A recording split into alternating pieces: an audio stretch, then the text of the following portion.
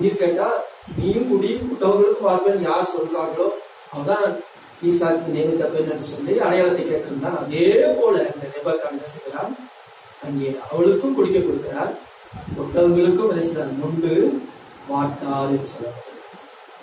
அப்ப அடையாளம் அங்க நிறைவேறின உடனே இவள் தான், இந்த ரெபெக்காள் தான் ஈசாக்கு கர்த்தர் நியமித்த பெண், நாமே சொல்றோம் என்பதை அவர் உறுதிப்படுத்திக் கொள்கிறார். அதே போல ஆண்டுடைய ஒரு நடத்திருக்காங்க. என்ன காரியமா இருக்காங்க, எளிய திருமண காரியத்திற்காக ஒரு அடையாளத்தை கேட்டா, தாவீது பகைஞர் என்னை கண்டு என்ன செய்யணும், வெட்கப்பட வேண்டும் என்று சொல்லி ஒரு அடையாளத்தை கேட்கிறார். இப்படியாக ஒவ்வொரு மனுஷரும் அவர்களுடைய காரியங்களுக்காக அடையாளத்தை கேட்டார்கள். ஆண்டவரும் அடையாளத்தை காண்பித்தார். அடையாளத்தை கேட்பது தவறுங்க, நம்ம விசுவாசத்தோடு கேட்கணும். அவிசுவாசத்தினால கேட்கக்கூடாது. எப்படி கேட்கணும், விசுவாசத்தோடு கேட்கணும், அறிந்து கொள்ளும் நோக்கத்தோடு கேட்க வேண்டும். பாருங்கள், கிதியோனை பார்த்து ஆண்டவர் சொன்னார், சோத்திரம், உனக்கு இருக்கிற இந்த பலத்தோட போ, நீ இஸ்ரவேலை மீதியானின் கைக்கு நீங்களாக்கி ரட்சிப்பார், உன்னை அனுப்புகிறவர் நான் அல்லவா என்றார். அல்லேலூயா. நியாயாதிபதிகள் 6ஆம் அதிகாரம் 14வது வசனத்தை வாசிக்கிறோம். அப்பொழுது கிதியோன் அவன் என்ன சொல்கிறார், 15வது வசனத்திலே, அதற்கு அவன், என் ஆண்டவரே, நான் இஸ்ரவேலை எதனாலே ரட்சிப்பேன்?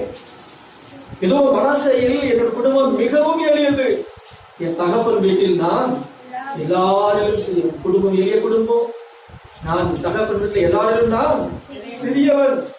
ஆண்டவர் என்ன சொல்றாரு, கர்த்தர் என்ன சொல்றாரு, நான் உன்னோட இருப்பேன், உன்னோட கூட இருப்பேன், ஒரே மனுஷனை முறியடிப்பது போல நீ மீதியானியரை முறியடிப்பாய் என்றார். அவனுக்கு இன்னும் அவனுக்கு சந்தேகமாவே இருக்கு, கர்த்தர் தான் பேசுறாரா இல்ல வேற யாரும் பேசுறாங்களா? நிறைய நேரங்களில கர்த்தர் நம்மளோட கூட பேசும் பொழுது கூட சில நேரங்களில் அந்த கர்த்தர் தான் பேசுறாரா இல்ல நம்முடைய மனப்பிரமையா, இதெல்லாம் வருது பாருங்க. பாருங்க, ஒரு அடையாளத்தை கேட்கிறேன் பாருங்க.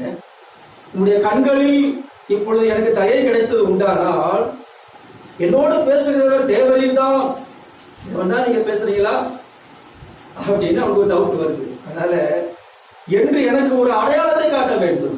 17வது வசனத்துல அங்கே பேசுறது நீங்க தானா, தேவன் தான் பேசுறீங்களா அப்படின்னு எனக்கு என்ன செய்யுங்க, ஒரு அடையாளத்தை காட்டுங்க. அப்ப நான் போய் என்ன செய்ய, ஒரு காணிக்கையை கொண்டு வந்து உங்க முன்பாக வைக்கும் அளவும் 8வது வசனத்துல இவ்விட விட்டு நீங்க என்ன செய்யக்கூடாது. கேட்ட அடையாளம், முதலாவது கேட்ட அடையாளம், காணிக்கை கொண்டு வந்து உங்களுக்கு வைக்கும் அளவும் நீ என்ன விட்டு என்ன செய்ய